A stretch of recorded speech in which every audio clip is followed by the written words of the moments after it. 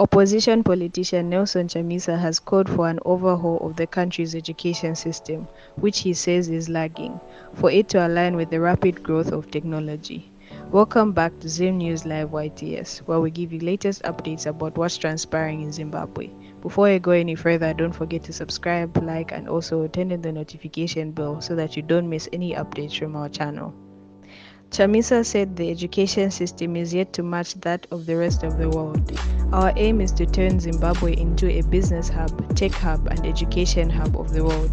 To achieve this, we must take bold steps and make revolutionary moves.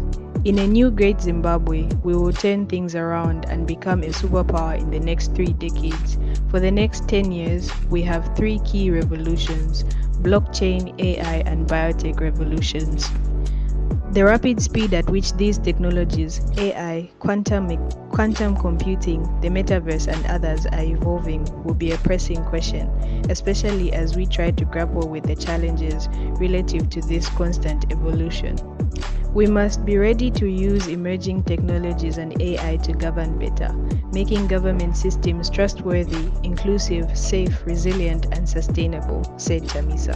Chamisa added that the education system should be based on inculcating entrepreneurship skills to students, a shift from the existing one. We need to restructure the education system. The system is teaching a lot of wrong lessons. We must focus on entrepreneurship, not just on creating employees. We must teach leadership and citizenship from kindergarten right up to tertiary levels. Our education system is designed to prepare laborers and workers. We must produce employers and entrepreneurs more. We must teach that mastering a skill is more valuable than memorizing a subject. The education curriculum must intentionally balance between academic and vocational education, he said. Zimbabwe's educational system has been under scrutiny from observers arguing that it is redundant, churning out students who do not fit in the industrialized world. These are the words from the President of the People, Nelson Chamisa, about the integrated education system.